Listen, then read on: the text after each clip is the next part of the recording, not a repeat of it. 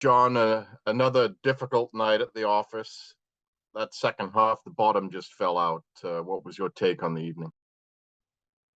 No, I think the second half we were definitely in momentum for periods. They scored that early goal, which was a quick goal after half time. But I thought we started to gain momentum. Lorenzo Fede on that left side, and I think we were sort of 2 inches away from Kobe Franklin, maybe even turning the game. So it was that sort of moment where seconds after that opportunity, they've gone down the other end and scored, which ends the game.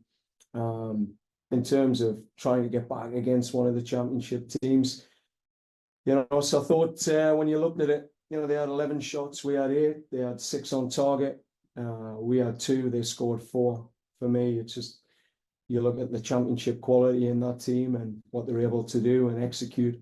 Yeah, I thought it was definitely a game when you come into their stadium, you're trying to contain, and I thought we did that for periods. We scored off the set piece. They scored off the set piece, 1-0 at half time. I said to the players, we're right in this. And again, I think Lorenzo's injection was able just to bring that little bit more control, and then obviously they'd scored that goal, which just made it a bit of an uphill battle. But we had chances. I thought we had some good chances. We had some good momentum in periods, but there's a gap, and you can see the gap between players in various positions and the structures. You just see it's a team that's really fit for purpose and can execute when required. We'll go to John Molinaro next. Thanks. John, maybe you just talk about the reasoning behind bringing Lorenzo off the bench as opposed to starting him. What went into that decision? Yeah, there was a couple of things, John. He took a bit of a knock in the ribs in the Wednesday night. It was his third game in 3 days. And as I've said to you, he's just continuing building fitness. And we knew against Columbus it was going to be more of a direct game with Prince and Derek, as a bit of a 1-1 split. We knew we were going to do a lot of chasing.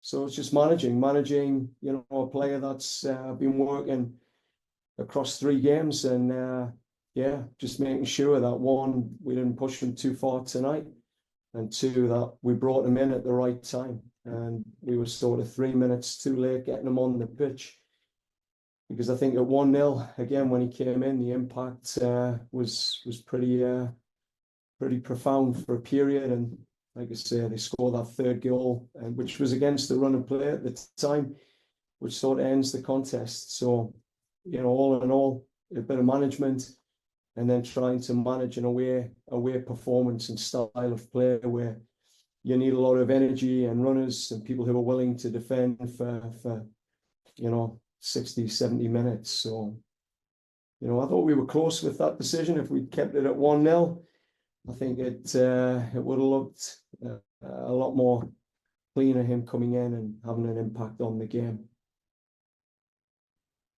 We'll go to Benedict Rhodes next. Hey, John. You have a big game coming up on Wednesday. Of course, not much time to dwell on this one. What sort of challenge do you expect Forge to pose for your team, and how important is it to bounce back into competition that I know your team values quite highly? Yeah, I mean, it's an important competition for the fans, for the players, for the club. I think the biggest challenge is always going to be that 2-day turnaround and the volume of games across the weeks. The squad's pretty threadbare. When you see what Columbus is bringing onto the field, and we're bringing on centre backs to sort of freshen up in positions based on people's loading. I think that'll be the biggest challenge for us, but at the same time, there's an excitement there. This is what we need. We need that little change of scenery.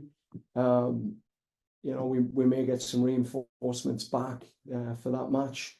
We'll see. But all in all, it's an exciting opportunity against a good team in Forge who've already, put Montreal to out of the competition. So that they have a quality to beat MLS teams.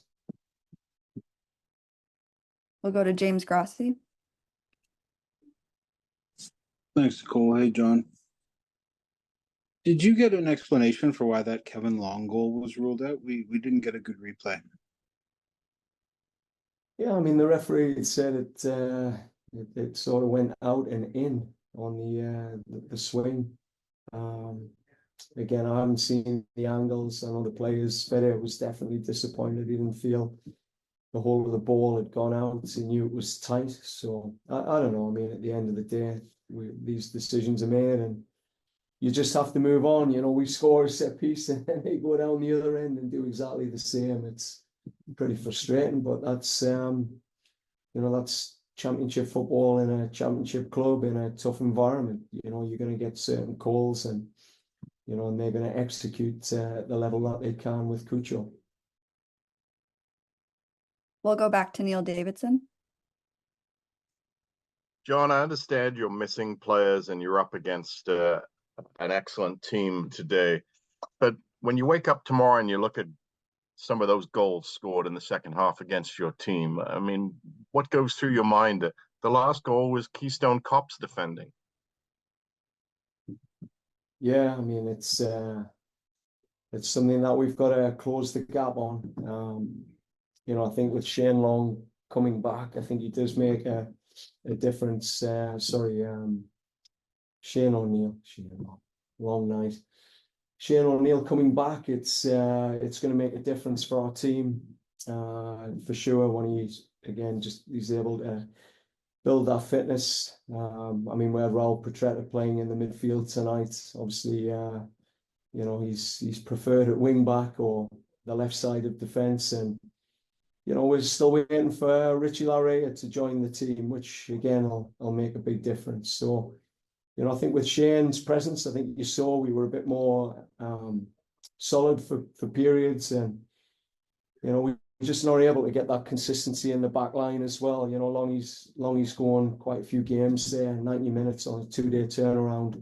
Nick's as well. God, lads are gassing, and it's tough for centre backs to come into the game. But when you're having to play on a high line and chase a game at Columbus, you got to be ready to freshen up those players. And to be honest, I mean, that's really all we have on the bench. There's some good TFC2 players, but putting them in against the champions of MLS is never easy. So probably not the right place for them to get their baptism in MLS. And our time will come. It'll turn. I mean, I keep saying this to the players. Time will turn. You look at the reality of the squad depth. We're thin. We're pushing guys across many games. Not much opportunity for rotation. And if we fall behind in a game like that tonight against a good team, it's going to be an uphill battle. But I thought they did battle, and that's important.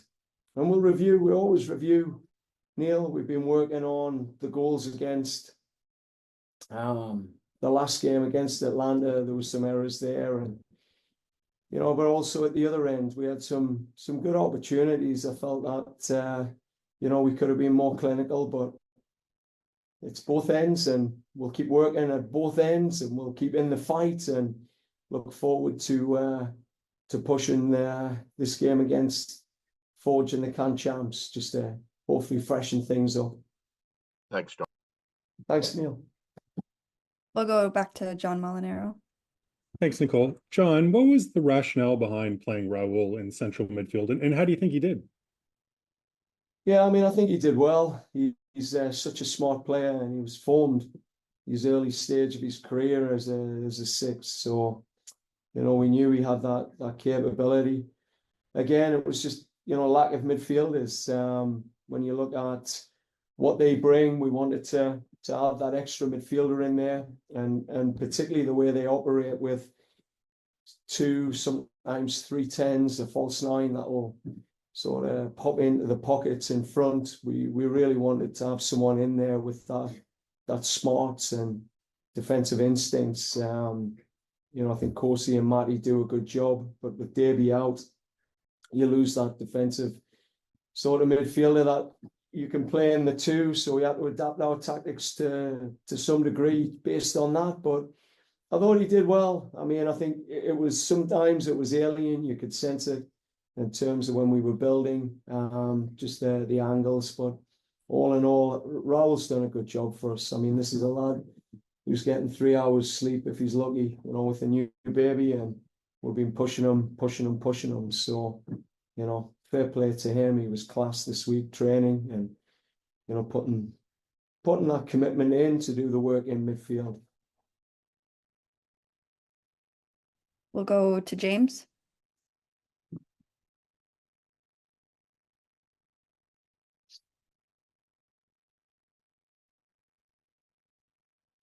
Thanks again, Nicole. Sorry about that, John.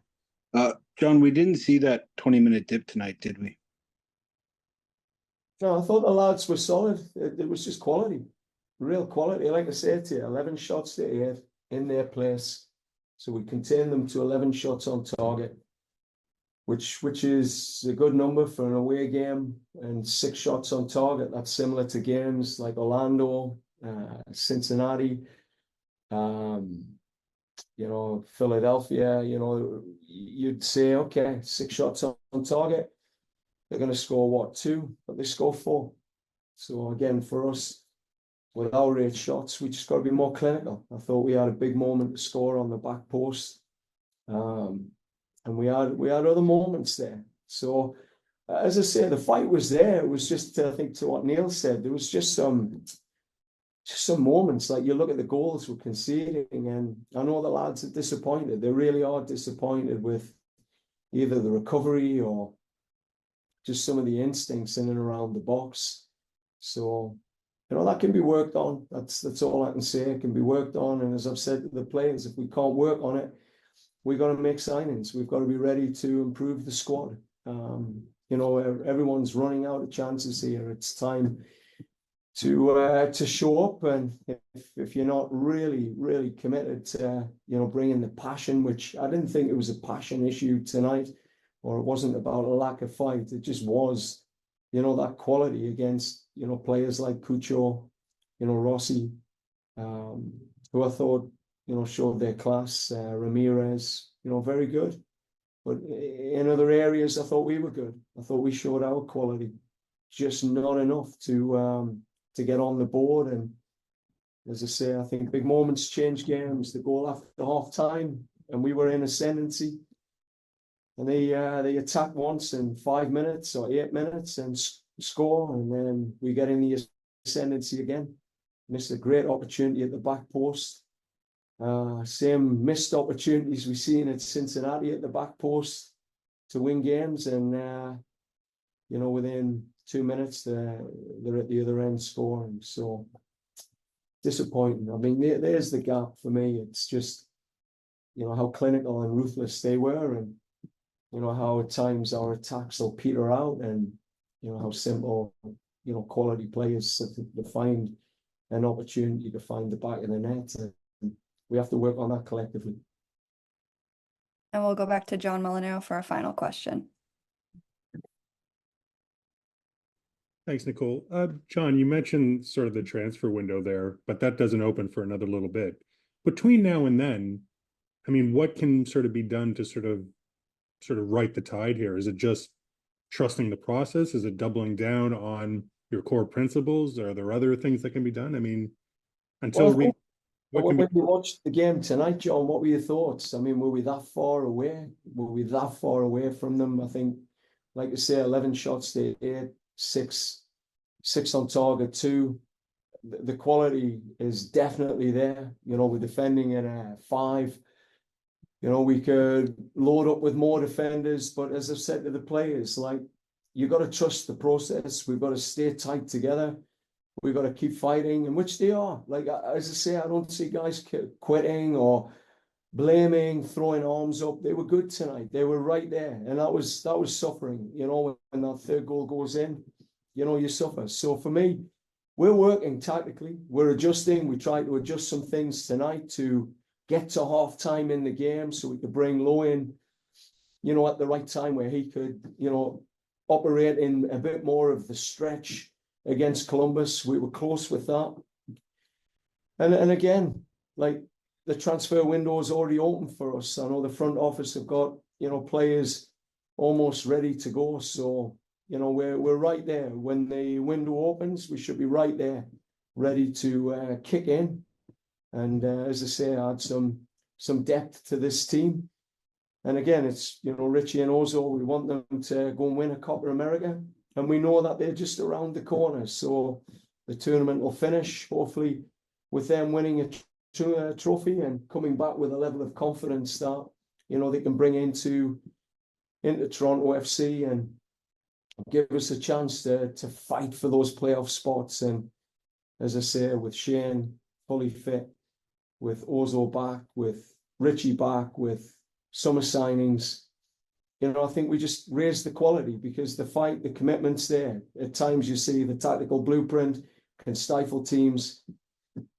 It can also create opportunities, but, you know, when it comes down at times just to the quality versus quality, you know, we get found out. And like I say, Cucho gets that opportunity, turns, spins between legs and puts it in the back of the net.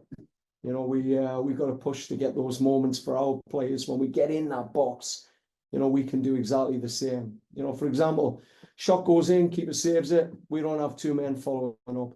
You know, these are the tiny details that we have to work on. You know, every goal we've got to scrap for, fight for. It's not always going to be that perfect goal. You know, those are the little things I know we can get those marginal gains in. So, you know, as I said to the lads, it's not about blaming the attack. It's not about blaming the defense. It's about staying tight together. You know, coming back to work. It's about looking in the mirror. You know, making sure you connect to your passion. You know, seeing a Corsi Thompson tonight, he was really connected to his passion for the city, for the club. You know, that's a guy over the last two games that's sort of stock's been rising in our team. He's doubled down. He's taking his opportunities. He's getting in the fight. You know what I'm saying? Looking around, there's other players that, you know, could follow that lead. And, you know, those players will be, you know, working to motivate. We'll be working to make sure that they're really giving everything for the club, you know, body on the line, following in on shots, you know, putting their head where it hurts, you know, what you're seeing again from some of our boys tonight. So we'll keep fighting, John. That's going to be the catch cry. We'll keep fighting. We'll keep looking for the tactical opportunities. We'll keep working behind the scenes, and we'll be ready for when our boys come back and strengthen this team. But, you know, you have to look at the reality. You know, Columbus turns up with a full squad tonight.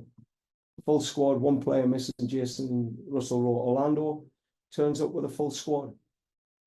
You know, we're threadbare and we're hanging in, but it will turn when our quality returns.